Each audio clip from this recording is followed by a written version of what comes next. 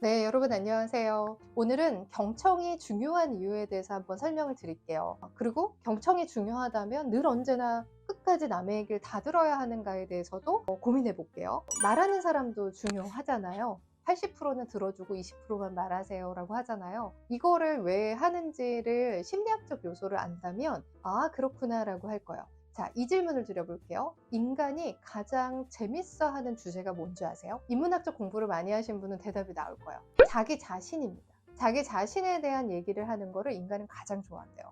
그러니까 인간이 가장 카타르시스를 느끼는 대화는 자기에 대한 얘기를 푸는 거래요. 그러면 여러분, 누군가를 설득하고 싶어요. 그럼 그 사람 얘기를 많이 듣고 그 다음에 마지막 20%에 뭔가를 제의한다. 그럼 이 사람은 자기도 모르게 기분이 좋을 거예요. 왜? 인간 무의식의 기제가 자기 주제에 대한 얘기가 가장 좋고 카타르시스를 느낀대요. 그럼 이분을 기분 좋게 하고 뭔가를 제의를 한다면 설득의 요소가 높아질 겁니다. 그래서 80%를 들으세요 라고 하는 건데, 근데 여기서 오늘 저는 의문점을 좀 드릴 거예요. 제가 늘 말을 하지만 어떤 책에서 어떤 내용이 나오고 인간관계에 이게 기본이에요 라고 할 때는 너무 자기 말만 하니까 제발 좀 들어 라는 뜻으로 경청이 되게 중요한 태도입니다 말씀드리는 거고, 이런 질문을 한번 드릴게요. 모든 상황은 똑같지 않거든요. 상대가 늘 저를 만나면 하소연해요. 그래서 맨날 전화하면 1시간 반씩 걸려요.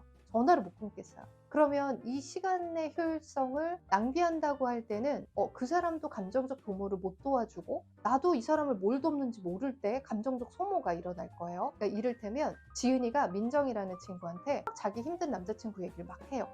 1시간을 했어요. 근데 지은이가 이러면서 끊는 거예요. 민정아, 너한테 얘기했더니 내가 돌아보니까 나도 내 남자친구한테 잘한 것만은 아닌 것 같아. 그래서 나도 그 부분을 좀 돌아봐야겠다. 왜 내가 남자친구한테 이런 방어 기제를 쓰는지 나도 좀 고민을 해봐야 할 것 같아. 오늘 들어줘서 너무 고마워. 만약 이랬다면 지금 우리의 시간은 소중하게 쓰인 거죠.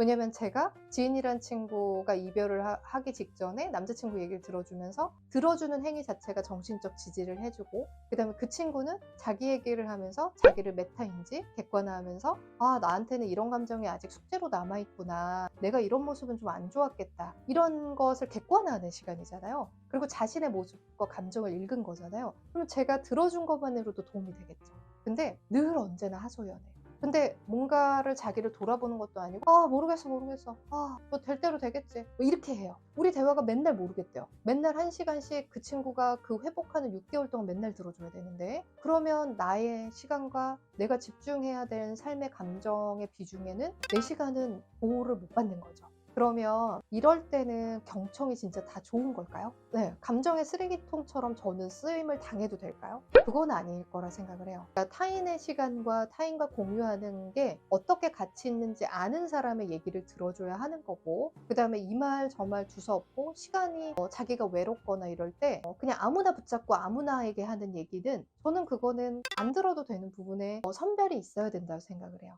그리고 또 이런 거 있죠. 만약에 직원이 중언부언을 해요. 많은 조직에 강의 나갈 때 직원들이 보고할 때 좀 답답하다, 다 들어주기도 어려운데 경청이 그렇게 중요하냐, 이렇게 얘기하는데요. 경청도 중요하지만 리더가 스피치 리더십이 있는 게 더 중요합니다. 왜냐면요, 이들도 배워가는 과정이거든요. 내가 스피치 리더십이 좀 더 있다면 이럴 수 있어요. 두 갈식으로 얘기지 못하고 결론을 저 끝에다 붙이는 분들이 있어요.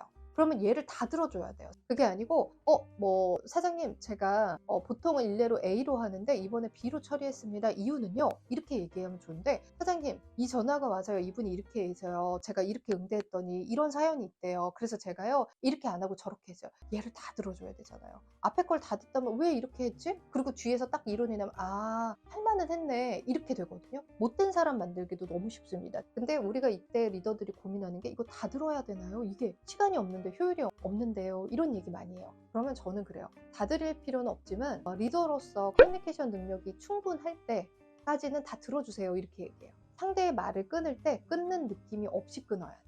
이를테면 그래서 뭔 말을 하는 건데 빠르게 얘기해 볼래? 막 이게 아니고 그래요? 근데 그 목적어가 뭐죠? 대상이 누구죠? 그게 말하고 있는 대상이? 그럼 저는 명료하지 않으면 이렇게 물어봐요.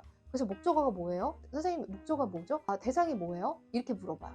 그래요? 그러면 어떻게 결과가 예측이 돼요? 이러고 빠르게 순환하도록 적세절중에 질문을 줍니다. 그러면 우리가 경청이란 너무 중요하지만 때때로 경청을 선별해야 할 때 아니면 시간이 없을 때는 빠르게 질문하면서 이렇게 끌고 가는 것도 너무 중요해요. 그래서 만약에 우리 안에 조직 안에 문제가 있어요. 그래서 많은 분들이 만나서 문제점을 얘기할 때 이분이 얘기했는데 저분이 또 뭐 이게 문제고 저게 문제고 이분이 또 이게 문제고 저게 문제고 비슷비슷한 문제만 계속 제의한다고 해봐요. 그러면 어느 분은 스피치 리더십이 있으신 분이 있어야 되잖아요. 그러면 뭐 문제만은 다 얘기하면 안 되고요. 이렇게 말투를 쓰면 안 되겠죠. 네, 저희가 문제점에 대해서는 충분히 이제 논의가 된 것 같고 그러면 해결 방안이 뭐가 있을지 다들 좀 고민을 해서 안건 하나씩 지금 좀 내보면 어떨까 싶습니다.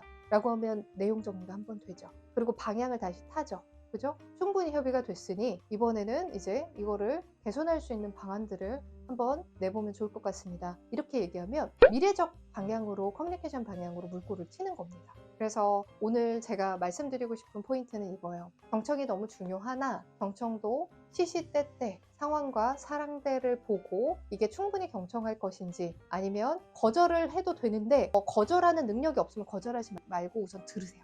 네네. 거절할 능력이 없어서 저 되게 바쁜데요. 빠르게 얘기해 주실래요? 뭐 이런 거 말고요. 선생님 죄송해요. 제가 시간이 없는데 혹시 제가 꼭 알아야 되는 게 있을까요? 그것만 듣고 가도 될까요? 말이 다르잖아요. 그쵸? 근데 상대를 막 무한 주고 하는 거절법을 쓰셔야 되면 그냥 다 들으세요. 네네. 근데 상대를 무한을 주지 않고도 거절하는 능력의 커뮤니케이션이 배양이 되어 있다면 그러면 시기적절하게 타인도 보호하고 나도 보호하는 그런 경청의 자세를 갖는 것을 권하겠습니다. 자, 오늘은 경청이 중요한 이유에 대해서 한번 나눠봤어요. 또 다른 곡지로 또 만나 뵙겠습니다. 감사합니다.